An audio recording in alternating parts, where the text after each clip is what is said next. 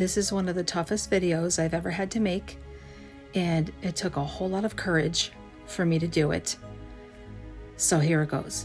I know that I'm probably going to get a lot of hate from this video, but it's okay because God is truly the one that I fear. And through lots of prayer and fasting, He has given me so much clarity on this issue.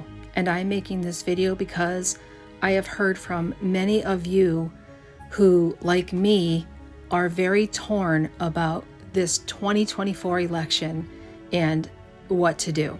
And I myself have decided to give it to God and to dive into my faith and fully trust Him with this whole matter. Doing so has been the most difficult but freeing experience ever. So the Lord sent a video my way this morning that was a very clear and concise answer to my prayer. I can't link it here, but this is the video. I'm going to show you a photo of it. This is the YouTube channel I want you to go to watch this video. If you're on my YouTube channel, it's linked in the description box below.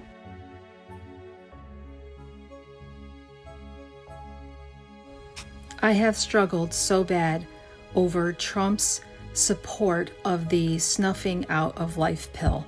I can't call the pill what it is for the sake of probably getting my video banned, but I have struggled with his approval of it and the fact that he won't block it, and also his approval and full support of the snuffing out of life for the sake of rape and incest. And when I tell you that I've been on my face fasting and praying and truly seeking God over this matter, wanting to do the right thing is an understatement, because I've really been on my face over it, praying and begging God, Lord, what do I do? Because one of them is an extremist and the other one is just simply the lesser of two evils, because they both support this pill, which is the cause of 2/3 of the snuffing out of life in this nation. 2/3. And when I saw this video that I watched this morning, the Lord's voice was loud and clear, loud and clear. And He has told me I need to take a stand against this abomination to God. And so I'm taking a step back from the whole thing, and I'm going to put the fate of my country in the hands of God. I myself, I'm speaking for myself. I don't condemn anyone's choices, but I'm speaking for myself. How can I vote for the betterment of America when Satan gives us candidates that support the snuffing out of life on any level? And how can God bless us or this country if we stand in the line of compromise? If we compromise the truth of God? And I just won't fall into this catastrophic mindset. And to me, choosing the lesser of two evils is like saying, at least I didn't choose the one that slices and dices people. I chose the one that snuffs life out with a quicker method. Honestly, today my heart is grieving because I'm so sick of this nation's decisions and the choices that we are given as leaders. And for those of you who come to me and say, well, he can't get elected if he doesn't support at least a portion of it, that is the equivalent of saying that God is not capable of putting an absolute, godly, uncompromising, righteous leader into office. We don't have one of those people running for office.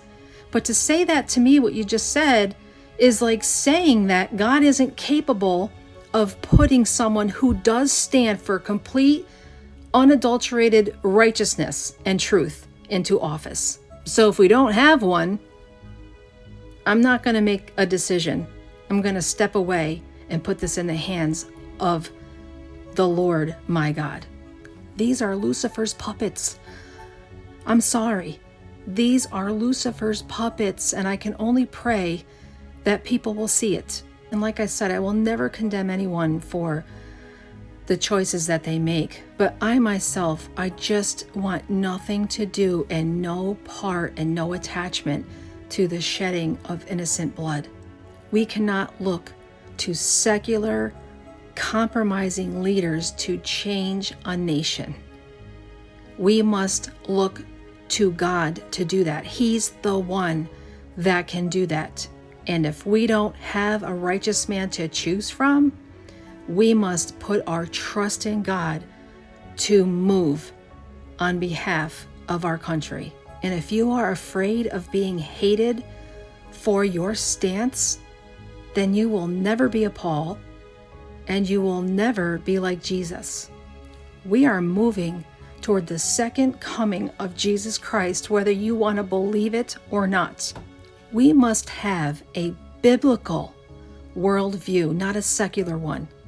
And we must know our assignment as believers. We glorify the obedience of Shadrach, Meshach, and Abednego in the fact that they refused to bow down to the golden statue and worship the king's God.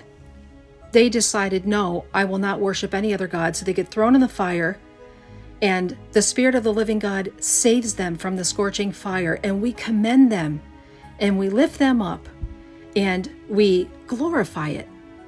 Yet, on the other hand, it's okay to compromise and make a choice that has a little bit of evil attached to it, and we justify it.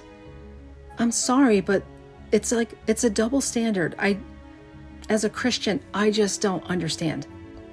As a Christian, I have settled it in my heart that I will stand for God's truth, no matter what the risk is, no matter what the cost is. I'm not saying it's going to be easy, but that is where my heart is at. And may the Lord God help us through this wicked fire of hate and death.